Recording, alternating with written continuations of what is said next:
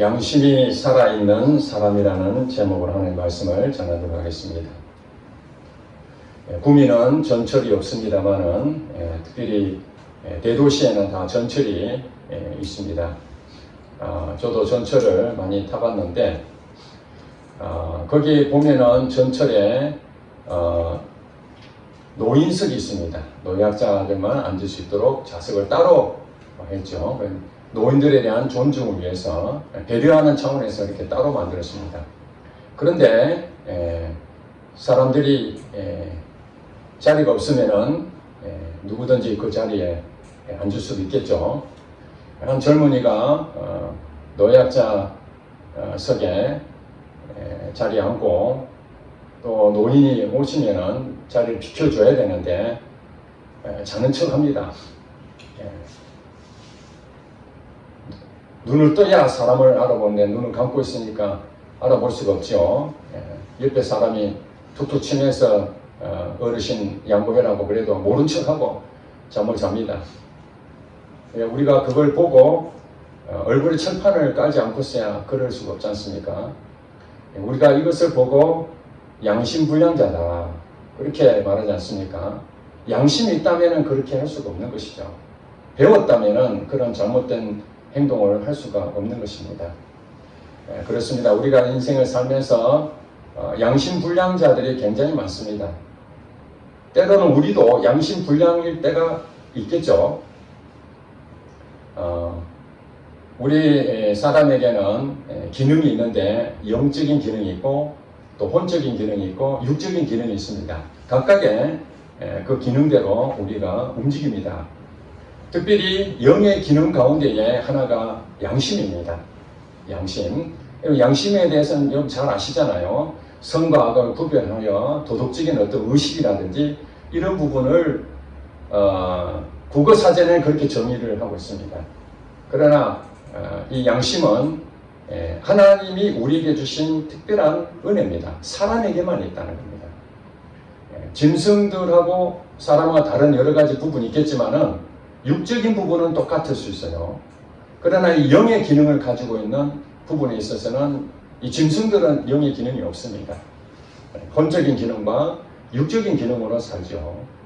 그래서 짐승들은 양심이 없어요. 사자가 토끼를 잡아먹으려고 사냥을 배고픈데 딱 잡았는데 토끼가 제발 한 번만 살려달라고 이번 한 번만 살려주면은 은혜를 반드시 갚겠다고 그렇게 하소연하지만은 사자가 그것을 봐줄까요? 양심이 없으니까 그저 나의 밥밖에 안 되는 거예요. 그냥 잡아먹히는 것밖에 안 되는 것입니다. 그런데 사람은 그렇지 않잖아요. 정말 원수 같은 사람이 내 해를 끼쳐도 때로는 그 사람 용서해 줄 수도 있는 것이죠. 너그럽게 또 이해할 수도 있는 그런 부분들이 영적인 부분에 우리가 있기 때문에 그렇습니다. 그래서 이 영적인 부분이 이 양심은 모두가 가지고 있는데 이 양심은 어떤 법에 의해서 양심이 자동으로 그것이 우리가 말하는 자동 모드라 그러잖아요. 자동으로 그것이 켜지는 것처럼 이 양심이 작동을 하게 됩니다. 평상시에는 양심에 대해서 잘 모릅니다. 여러분 지금 양심에 뭐 찔립니까? 양심에 무슨 어떤 어떤 현상들이 나타납니까? 없잖아요. 그죠? 그러나 우리에게 어떤 법이 있는데 그 법을 어길 때 우리가 말하는 사회법이 있죠. 헌법이나 이런 우리가 지켜야 될 도덕적인 법들이 있습니다. 그런 법들을 여러분 늘 의식하며 살지는 않잖아요. 그러나 여러분들이 그런 사회법에 의해서 그 행동들을 잘못 저질렀을 때 그때 여러분들이 양심이 찔리게 됩니다. 양심의 가책을 받게 되죠. 그것은 당연한 일입니다. 모든 사람에게는 그런 것이 있습니다. 자, 예전에 구약 성경에 보면은 이스라엘에게 하나님께서 백성 삼으시고 율법을 주셨습니다. 이 법을 주신 것이죠. 그 법대로 살아야 되는데 법대로 살지 못하면 죄를 짓게 되는 것이죠. 그러면 율법에 의해서 그 죄를 깨닫게 됩니다. 아, 내가 죄를 지었구나. 그러면 그 죄를 지음으로써 양심이 가책을 받게 되죠. 그래서 그 법에 대한 부분들이 이제 적용하게 되는데, 그러면은 이스라엘 백성이 아닌 그 전에 있던 사람들, 이방 사람들, 그 사람들 법이 없잖아요. 그러면은 이것은 어떻게 죄를 알 수가 있을까? 그것이 바로 로마서 2장에 보면은 하나님께서 그들에게 양심으로 증거하게끔 율법이 없는 사람들에게도 율법이 있는 사람처럼 적용을 받아야 되는데, 예를 들어서 법이 없으면은 이게 잘못했는지 잘했는지 구분할 수가 없잖아요. 근데 양심이 그것을 한다는 거예요. 하나님 말씀이 율법으로 이스라엘 백성들에게 주어졌지만 이스라엘 백성 아닌 사람들에게도 율법이 없어도 하나님이 그 양심에, 영의 기능에다가 법을 주신 거예요. 우리는 모르지만, 그래서 교회를 안 다니는 사람들도 나중에 잘못을 저지르고 철저하게 자기 자신이 죄라는 것을 깨닫게 되는 경우가 있거든요. 파렴치한 사람도 마지막 사형장에 갔을 때 나는 죄를 지었습니다, 고백하잖아요. 끝까지 죄를 안 지었다고 한 사람도 있겠지만 대부분은 그 양심의 법에 의해서 그렇게 말합니다. 자, 우리가 성경에서 말하는 죄가 뭘까요? 나쁜 일 하고 잘못된 행동하고, 이것을 일반적인 것은 죄라고 부릅니다. 사회법이나 도덕법에 의해서 거기에 대해서 잘못하면 죄를 범하게 되죠. 물론 여러분들 사회적으로 죄라고 합법적인 부분에 대해서 죄라고 인정을 하지 않는데도 불구하고 대중들이, 우리 국민들이 정서적으로 그건 잘못됐다 그렇게 말하는 죄도 있지 않습니까? 그렇죠? 그건 사회적으로 얘기하는 것입니다. 감옥 갈 일은 아닙니다. 그러나 우리가 말하는 지위가 높은 사람일수록 거기에 대해서 사람들이 인격적이고 말도 조심해야 되고 어떤 여러 가지 부분에서 저촉받는 그런 부분도 있습니다. 그것이 양심의 이제 가치를 갖게 되는 것이죠. 성경에서 말한 죄는 제가 여러분한테 누차 말씀드렸으니까 이것은 늘 생각하셔야 됩니다. 성경에 여러 가지 죄에 대한 정의가 있는데 분명하게 이것이 죄라고 얘기한 것이 있습니다. 요한복음에 보면은 죄라 하는 것은 나를 믿지 아니하며, 여기서 나는 누굽니까? 예수님입니다. 예수님을 믿지 않는 것이 죄라고 그렇게 정의합니다. 아멘? 아멘. 여러분들이 만약에 예수님을 믿습니다 그러면 죄를 범하지 않지만은 예수님을 안 믿으면 죄를 범하는 거예요. 그러면 교회 다니는 사람은 다 예수를 믿지 않습니까? 다 예수를 믿습니다. 하나님 믿습니다. 그런데 여러분들이 살면서 예수님을 믿습니다 그렇게 말을 하면서 예수님을 믿지 아니하고 내 방법대로 하게 되면 그것이 죄라는 거예요. 그런 일 있습니까? 없습니까? 그런 일 많지요. 그때에 어떤 일이 생긴다고요? 양심이 찔리게 됩니다. 영의 기능인 양심이 그 죄에 대해서 드러났을 때 내가 잘못했구나. 이 양심이 찔리게 됩니다. 또 죄에 대하여라 하면 로마서 14장에 보면은 믿음으로 따라하지 아니한 것이 죄다. 아멘? 아멘. 여러분 잘 들으셔야 돼요. 믿음으로 따라해야 되는데 믿음으로 따라하지 아니한 것이 죄다 그렇게 했으니까 여러분이 믿음이라고 하면은 어떻다는 거예요? 믿음이 있습니다. 나는 예수 믿습니다. 이걸로 끝나는 것이 믿음이 아니라 믿었다면은 반드시 행동으로 나타나야 됩니다. 이것이 야고보서에 나오는 행함이 있는 믿음. 그렇지 않으면 죽은 믿음이다. 우리가 믿음으로 산다는 것은 무엇입니까? 예수님을 믿고 나를 믿는 것이 아니라 예수님 말씀을 믿고 그 말씀에 따라서 여러분들이 살아가면은 그것이 죄가 아닌데, 예수님 말씀을 들었는데 불구하고 순종하지 아니하고 예수님 믿지 아니하고 내 생각대로 믿고 가면은 그게 죄라는 거예요. 그러면 그때 어떤 일이 생기는 거예요? 자동 모드, 양심이 가치를 갖게 됩니다. 양심이 찔리게 됩니다. 여러분 경험하지 않았습니까? 양심이 찔리게 됩니다. 이게 당연한 거예요. 그 다음에 또 야고보서에 보면은 선한 일을 행할 줄 알면서도 하지 아니한 것이 죄다. 선한 일이 무엇입니까? 하나님 일이 선한 일인 거예요. 하나님이 우리에게 하라 하면은 그것이 선한 일이에요. 사람들이 볼 때 착하고 뭐 훌륭한 일이고 이게 선한 일이 아닙니다. 이건 세상 일입니다. 그러나 성경에서 말하는 선한 일은 하나님이 맞다면 그게 선한 일이고 하나님이 그게 아니다면 그건 선한 일이 아닌 거예요. 왜냐하면 하나님이 선하신 분이기 때문에. 여러분 기준은 하나님이심을 믿으시기 바랍니다. 우리의 기준이 아닙니다. 내 생각에 그게 선하다, 이 내 생각에 그게 맞다, 이게 아닙니다. 하나님이 맞아야 그게 선한 일입니다. 그래서 하나님의 기준에 그게 맞구나 그렇게 깨달으면 그걸 해야 되는 겁니다. 그런데 선한 일을 행할 줄 알면서도 안 한다. 그게 죄다는 거예요. 우리 성도 여러분들은 많은 그런 생각할 겁니다. 말씀을 읽어야 되고 또 기도도 해야 되고 또 하나님의 말씀대로 순종해야 되고 뭐 여러 가지 부분들을 들어서 깨달았습니다. 그렇게 해야 된다. 목사님 그렇게 할 줄 모릅니까? 다 압니다. 근데 안 돼요. 우리가 육신 연약해서 못하는 것은 하나님 인정하시지만은 할 수 있는데도 여러분 어린아이가 자동차를 모는 걸 할 수가 없는 겁니다. 그래서 어린아이가 나는 못해요. 당연한 것입니다. 그러나 건장한 사람이 정상적인 사람이 운전학원 가가지고 운전을 배워서 운전하는 것은 누구든지 할 수 있는 일입니다. 그런데 두려워서 사고의 두려움 때문에 나 못해요. 나 안 돼요. 우리 신앙생활 할 때도 그런 부분이 없지 않아 있습니다. 나는 약하기 때문에 이것도 못하고 저것도 못하고 다 못하는 거예요. 다. 물론 못하는 부분도 있습니다. 그걸 하나님이 뭐라 하지 않습니다. 그러나 할 수 있는데도 불구하고 나는 못합니다. 두렵습니다. 안 됩니다. 이렇게 아예 자기 스스로 안 하게 되면은 이게 뭐라고요? 죄라는 거예요. 선을 행할 줄 알면서도 안 하는 게 죄다 했으니까. 그러면 그때 어떤 일이 생깁니까? 양심의 가치를 받게 되고 양심이 찔리게 됩니다.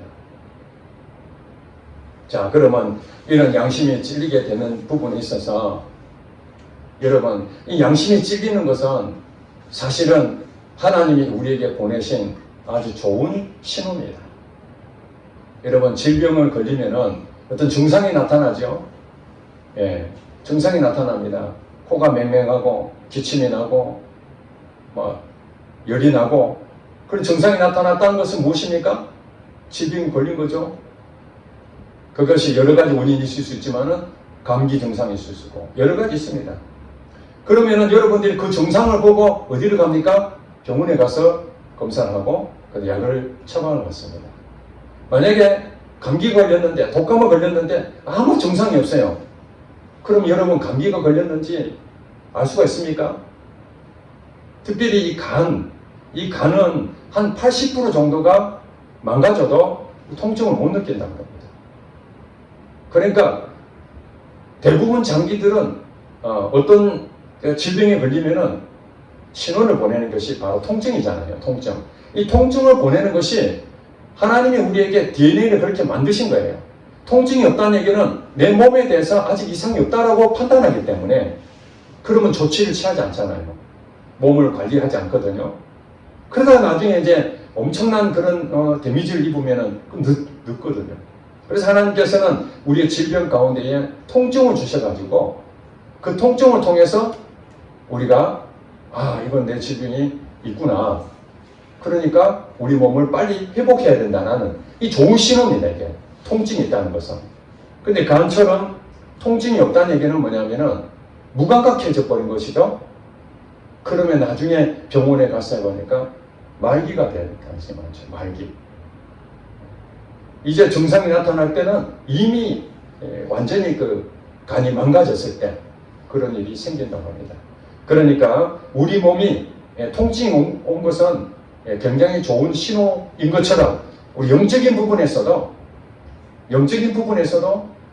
우리가 하나님 말씀대로 순종하고 죄를 짓지 않냐고 우리가 살면은 양심은 작동하지 않습니다. 그대로 아무 문제가 없습니다. 그러나 우리가 살아가면서 아까 말씀드리는 그 하나님이 말씀하시는 그 죄에 대해서 여러분들이 범죄를 하게 될 경우에는 즉각 자동 모드가 딱 켜지는데 그것이 양심이 켜지는 겁니다. 그 양심이 켜지면서 여러분에게 양심의 가책이나 양심의 찔림이 딱 오게 되는 것이죠. 그때 뭐라는 거예요? 너 죄를 범했다. 너 지금 이 양심의 이 부분이 깨우쳐짐으로써 자각하라. 이런 것을 말씀해 주시는 것입니다. 그러므로 우리의 양심이 찔린다는 것은 사실은 나쁜 겁니까? 좋은 겁니까? 좋은 것입니다. 하나님께서는 그냥 양심을 작동하지 않고 가만 놔두면 한도 끝도 없이 죄를 지어가지고 완전히 그냥 멸망당한 그런 것을 원치 않기 때문에 순간순간 양심의 기능을 통해서 우리를 깨우쳐주는 것이죠. 빛을 비춰주고 계속 이렇게 두들겨주고 양심이 살아나야 되는 것이죠. 그래서 이것이 양심이 살아있는 사람들은 아주 양심이 예민해져 있습니다. 여러분 아주 깨끗한 상태니까 어떤 이물질이 조금만 붙어도 어떤 생각이 듭니까? 금방 느껴지죠. 이게. 집에 만약에 대청소를 해놓은 상태에서 조금이나 더럽혀지면 눈에 금방 띄지 않습니까? 그런데 어지러져 있는데 또 그 추가해서 더럽혀지더라도 잘 구분이 안 됩니다. 마찬가지로 양심이 처음에는 아주 깨끗하고 좋은 상태에 있을 때는 내가 작은 것이라도 죄를 딱 범하게 되면은 즉각 그것을 느끼게 됩니다. 딱 감지를 합니다. 사이렌이 울리는 건 금방 캐치합니다. 그때 우리는 어떻게 해야 됩니까? 돌이켜야 됩니다. 회개해야 돼요. 회개. 주여, 내가 이 죄를 범했나이다. 그리고 그 죄를 자백하면은 하나님은 미쁘시고 의로우사 우리를 깨끗하게 씻어주신다고 요한일서에 그렇게 말씀하고 있습니다. 우리는 그 말씀을 믿는 것이죠. 우리는 죄가 항상 없어야 되겠지만 죄가 이렇게 우리에게 이렇게 묻혀지면은 그것을 어떻게 씻어낼 수 있습니까? 매일 우리가 하는 일들이 있지 않습니까? 세면장에 가가지고 세수하고 그 다음에 외출할 때는 옷을 단장하고 입고 가잖아요. 그게 깨끗한 상태를 유지하기 위해서 매일매일 반복하는 거예요. 그런데 그것을 가만히 놔두면 어떻게 됩니까? 얼굴에 때가 끼고 머리도 안 감으면 머리도 이제 엉망진창이 되고 한 달 동안 목욕도 안 하고 씻지도 않고 옷도 그냥 그대로 있는 그대로 1년 동안 그냥 입고 있으면은 냄새가 나지 않겠습니까? 그럼 다른 사람한테 피해를 주고 이제 이런 부분들이 뭐냐면 완전히 무뎌진 겁니다. 일상 자체가 그냥 되는 대로 사는 거예요. 무뎌져 있는 상태입니다. 이것을 우리가 육적인 부분으로 설명을 드렸지만 영적인 부분은 똑같습니다. 양심이 찔렸을 때 그때 바로 즉시 회개하고 돌이켜야 되는데 그것을 그냥 묵과하고 지나치고 또 지나치고 그러면은 점차 그 양심에 때가 끼기 시작합니다. 이물질이 끼기 시작하는 거예요. 그러면 예전에는 아주 민감하게 양심이 반응했다면은 이게 때가 끼니까 양심의 기능이 분명한데도 불구하고 점차적으로 그게 작동이 희미하게 그렇게 되갑니다. 그래서 이제 시간이 지나면은 이걸 그대로 방치하게 되면 어떤 일이 생깁니까? 이제 양심이 작동하지 않는 거예요. 양심이 작동하지 않으면 양심이 죽었다는 거죠. 사람들이 그래 이제 양심 불량자다. 제가 처음에 예를 들었던 전철에 탔던 그 젊은 사람이 눈을 감고 노약자석에 앉아가지고 자기가 힘드니까 얌체죠. 얌체. 정상적이라면 그럴 수 없는데 이 사람도 시간이 흘러서 그 양심을 끊임없이 그것을 작동이 분명히 된 시절이 있었을 텐데 그걸 무시하고 살다 보니까 이제는 무뎌진 거예요. 양심이 무뎌지게 돼요. 그래서 디모데전서 4장 2절에 보면은 화인 맞은 양심이다 그렇게 말하고 있거든요. 양심이 화인을 맞았다는 거예요. 여러분 인두로 그 사람의 이렇게 불로 딱 찢어버리면 그 몸에 상처가 나잖아요. 그러면은 감각이 살아있어요? 죽었어요? 그 인두로 불에 찢은 그 상처 난 것은 시간 지나면은 감각이 없습니다. 이게 이제 화인 맞은 양심이라고 하는 거예요. 양심이 감각이 없어진 거예요. 그러니까 자기 마음대로 이제 행동합니다. 우리가 뭐 양심이 호소를 해도 그 사람이 전혀 양심의 작동이 안 된다는 것은 이미 감각이 다 상실해버려요. 정말 이거는 큰 문제가 되는 것이죠. 오늘 본문에 보니까 사도 바울은 디모데에게 편지를 쓰면서 여러 가지 교훈의 말씀을 전하면서 19절, 20절 이렇게 말합니다. 믿음과 착한 양심을 가지라. 믿음과 착한 양심. 양심이 있는데 그 양심에 착한 양심이 있다는 거예요. 다른 말은 선한 양심을 가지라. 그러니까 이 착한 양심은 이물질이 끼지 않는 온전한 깨끗한 상태를 말하겠죠. 깨끗한 원본 그대로 이것을 보존하는 것이 착한 양심입니다. 반대로 여기 불로 지진 상처에 의해서 무감각해진 그 양심은 악한 양심, 화인 맞은 양심이라고 할 수 있습니다. 그러므로 우리 성도들은 양심이 살아있는 사람이 되어야 될 줄로 믿습니다. 네. 양심이 살아있어야 이게 착한 양심을 가지고 있는 거예요. 그래야 그 사람은 하나님의 의를 드러내고 하나님의 영광을 드러낼 수가 있습니다. 예수를 믿는 사람이 양심 불량자예요. 그러면 어떤 일이 생깁니까? 손가락질 받지요? 자기 자신뿐만 아니라 그가 믿는다고 하는 그 하나님도 욕먹는 거예요. 젊은이들은 뉴스를 통해서 들었을지 모르겠지만 예전에 상품백화점이 있었습니다. 상품백화점. 우리나라의 상품백화점이 당시로는 현대백화점처럼 정말로 이름 있는 그런 백화점이었습니다. 그 백화점이 하루아침에 무너져 내렸습니다. 말도 안 되는 얘기죠. 백화점이 무너질 수가 없잖아요. 건물이 무너지면 안 되죠. 그랬는데 무너졌습니다. 거기에서 많은 사람이 죽었습니다. 나중에 진상조사를 해보니까 정상적인 자재를 다 써서 그 건물을 지어야 되는데 돈을 좀 저렴하게 하려고 만약에 철근을 10개를 넣어야 되면은 몇 개 빼고 그러니까 기둥이 부실하지 않겠습니까? 그러니까 옥상에 올라가 보니까 이미 금이 쩍쩍쩍 갈라져 있고 상품백화점이 무너지기 전부터 그런 이상한 소리가 들리고 이런 전조 증상들이 있었다고 하는데 결국에는 그게 무너졌습니다. 부실시공이에요. 부실시공.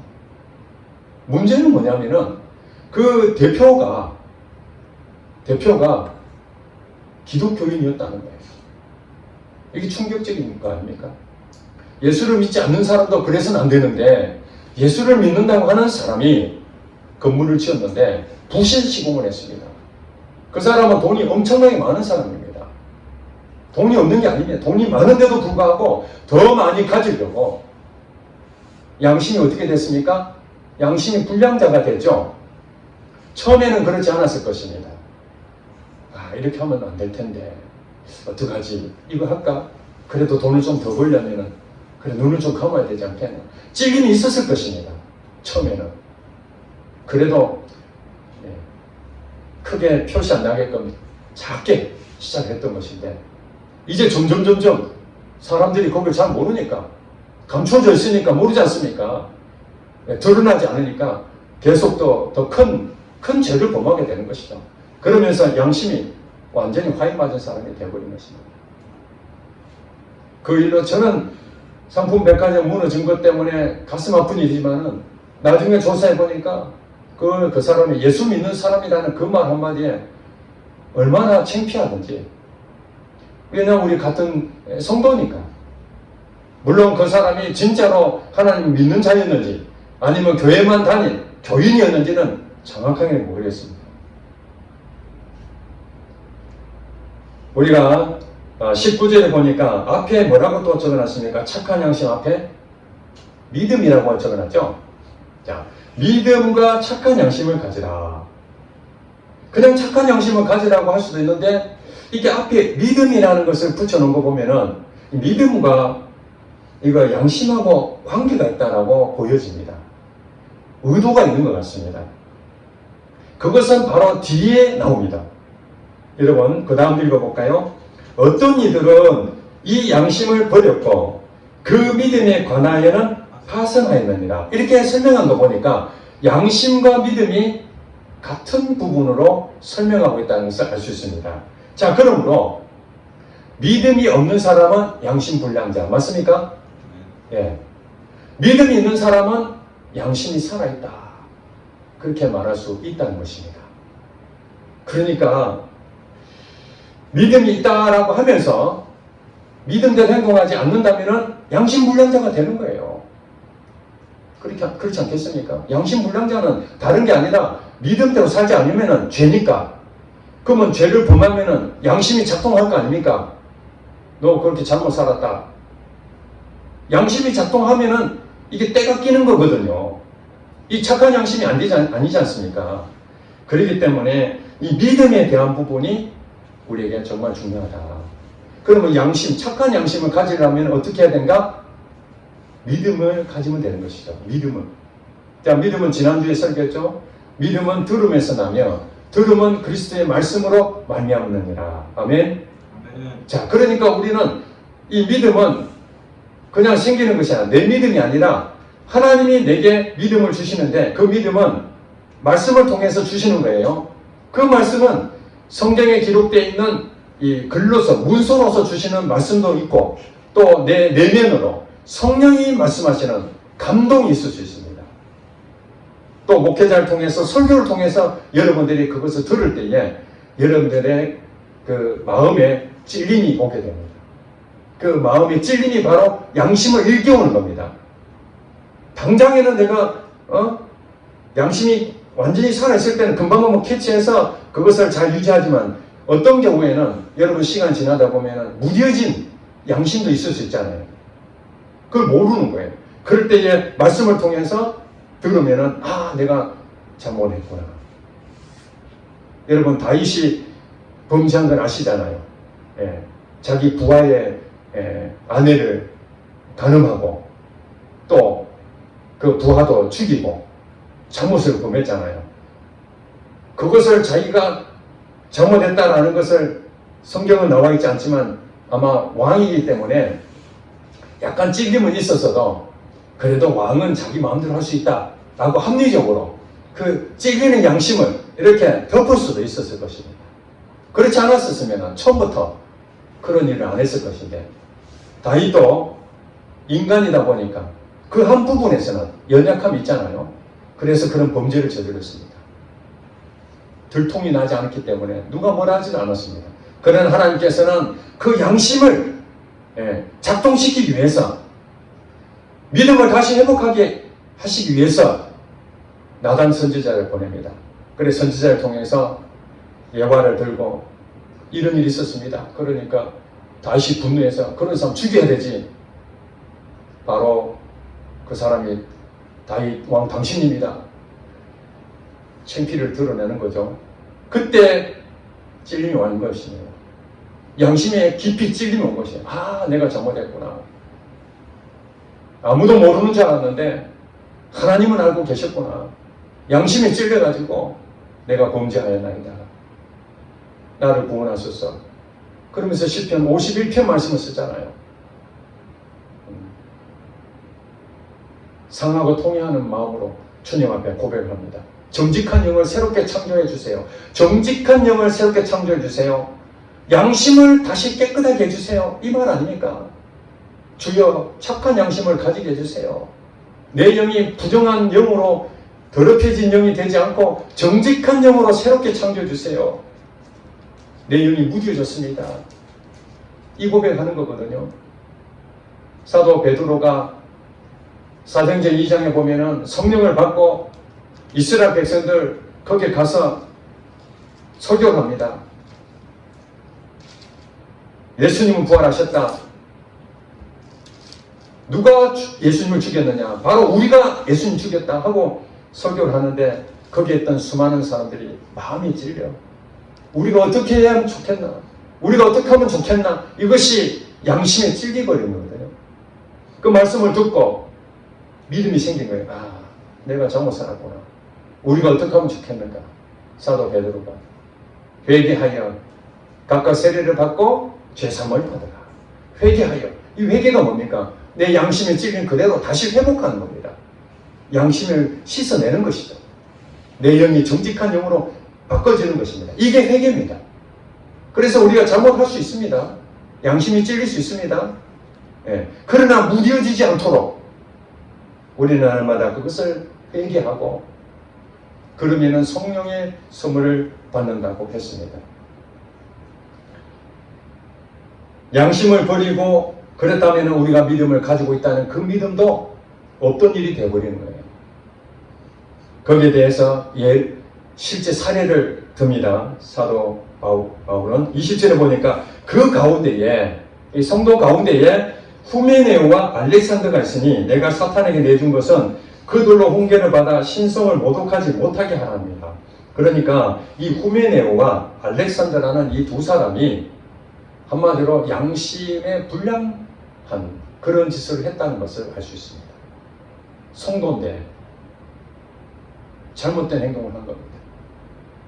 삼풍백화점 대표처럼 교회를 다녔는데 양심 불량자가 되어버리면은 이것이 신성모독죄나 마찬가지예요. 하나님을 욕보인 겁니다. 하나님 욕보인 거예요. 그러므로 우리 자신은 어떻게 해야 됩니까? 착한 양심을 늘 가지도록 우리가 힘을 써야 되는데 그것이 말씀과 기도로 거룩해진다.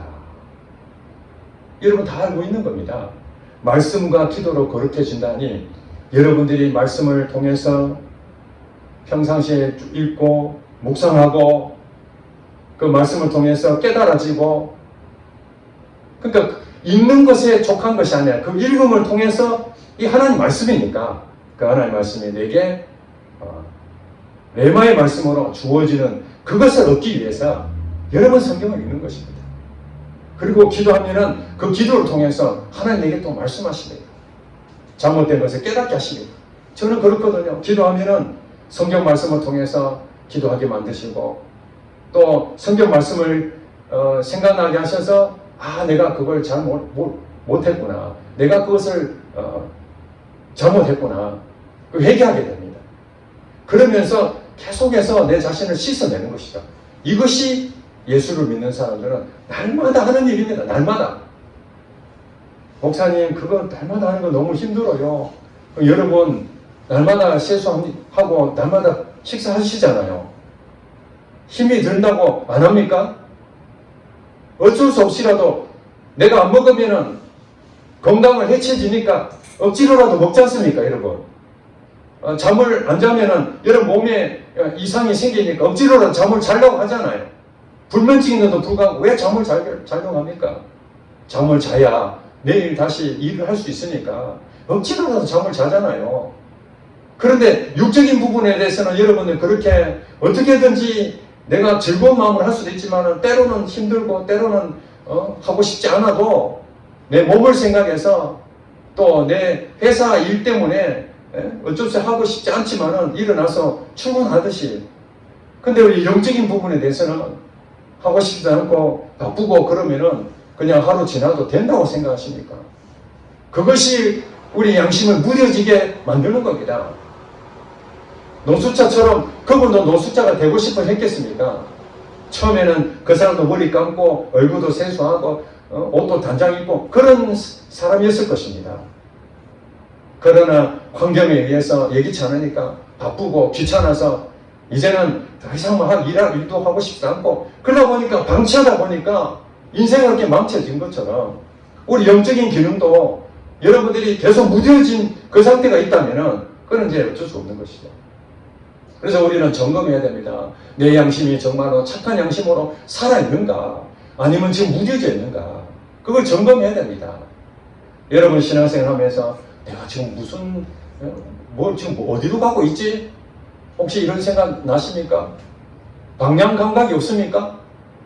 회사를 가면서도 내가 도대체 왜 회사를 다니는지, 학교를 다니면서 내가 목적도 없고 교회로 오면서도 예배를 다 드리고 난 다음에 도대체 예배를 어떻게 드렸는지도 생각도 안 나고, 또 그렇게 살면 안 됩니다. 그렇게 경고의 메시지를 전해도 예전 같으면은 아이고 정신 차리고 내가 이렇게 하면 안 되지, 바로 해야 되지 그랬는데, 이제는 그 말이 듣기 싫고 싫어지고, 왜 나만 갖고 그래? 나만 그러나 다른 사람도 똑같이 그러는데, 그런 식으로 하고 있다면은 이게 양심이 무뎌진 겁니다. 이게 심각합니다. 심각해요.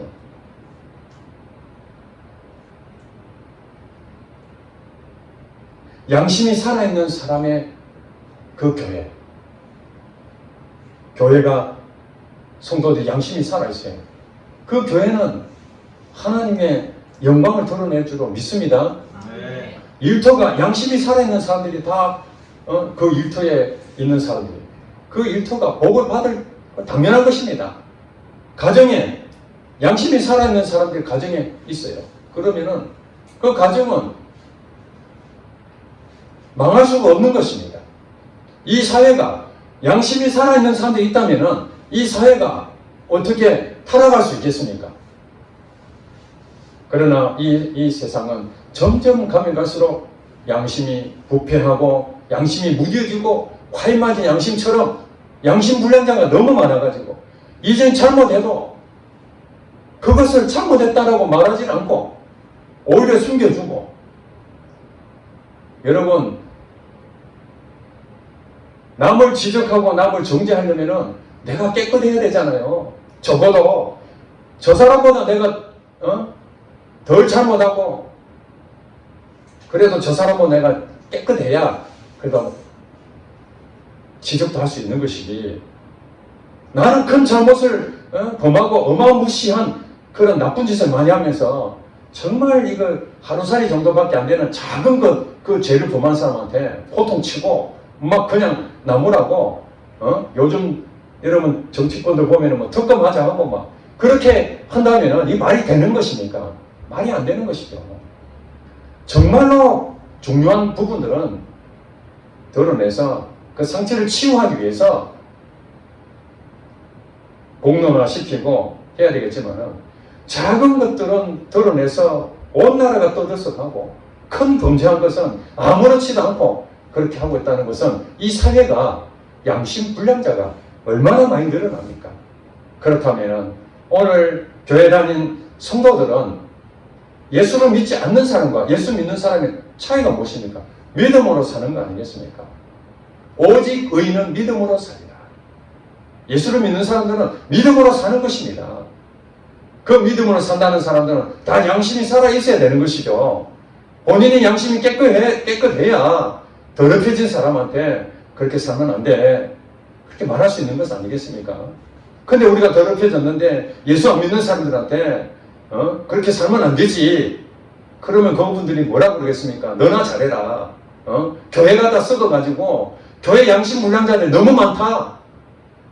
우리는 당연히 양심 불량자를 하더라도 예수 믿는 사람들은 그래도 하나님 믿는다면서, 하나님 살아 계신다면서 그렇게 양심 불량자로 살면 되겠냐? 그렇게 하면 안 되는 것이죠. 우리가 때로는 연약하기 때문에 죄를 범할 수가 있습니다. 그때 양심이 즉각 자동 모드로 찔리고 가치를 받고, 그것이 항상 순식간에 금방 나타날 수 있도록 우리는 예민하게 양심을 계속 이렇게 거울 닦듯이, 앞이 하나도 안 보이면 얼굴을 못 보잖아요, 거울에. 그러나 그 거울의 기능을 제대로 하려면 거울을 깨끗하게 닦아줘야 내 얼굴이 그대로 비치잖아요. 그런 것처럼 내 양심을, 항상 착한 양심을 가지려면 믿음으로 살아야 되고, 그리고 내 자신이 지금 무뎌져 있는 건 아닌지, 양심이 항상 새롭게 이렇게 세워졌는지, 이걸 날마다 점검해야 됩니다. 그러려면 어떻게 해야 됩니까? 말씀을 늘 묵상하고 기도를 늘 생활하고, 이걸 안 하면은 여러분 양심은 반드시 무뎌지게 되어 있습니다. 그러면 누가 손해입니까? 여러분 손해입니다. 말씀과 기도가 안 된다고 계속 한탄할 것이 아니라, 안 되는 것이 아니라 안 하는 것입니다. 못하는 것이 아니라 여러분들이 할 수 있는 데도 안 하는 것입니다. 뭐 10시간 하루 종일 해라면 여러분 못하겠지만은 5분도 못합니까?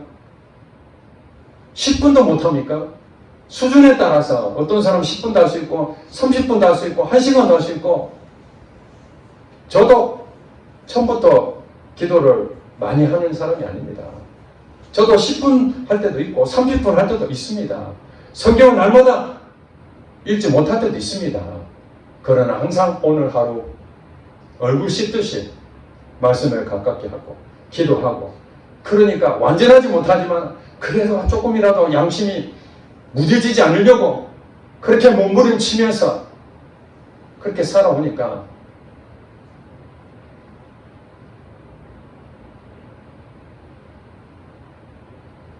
휘둘리지 않으려고, 세속화되지 않으려고 그런 어떤 그런 정신들, 이것이 저도 그렇고 우리 성도들도 지금 이 시대는 절실할 뿐입니다. 여러분, 사회에서 들려오는 세상의 것도 참 부끄러운 일이지만 특별히 우리 교회 안에서 일어나는 부끄러운 일들, 이런 거 들을 때마다 참 가슴이 무너지지만 그들을 먼저 욕하기 전에 내 자신부터 살펴보시기 바랍니다. 나는 양심이 무뎌지지 않았는지, 내 양심은 살아있는지 그것을 늘 점검하시고, 그래서 여러분들이 예배 가운데 무뎌져 있다면 예배가 회복되기를 원합니다. 또 여러분들이 믿음이 없이 그렇게 살면 믿음이 회복되기를 원합니다. 그리고 감사가 되지 않고 불평, 불만이 자꾸 생긴다면 입술에 감사 회복되기를 원합니다. 남을 정죄하고 비판했던 그것을 다시 돌이켜서 내 자신을 다시 회복하는, 내 자신의 문제다. 모든 문제를 남으로 돌렸던 것이 내 자신에부터 시작됐다는 것을 그걸 회복하기 원합니다. 거기서부터 출발해야 양심이 살아있는 사람 되고 결국엔 하나님 영광이 될 줄로 믿습니다. 기도하겠습니다.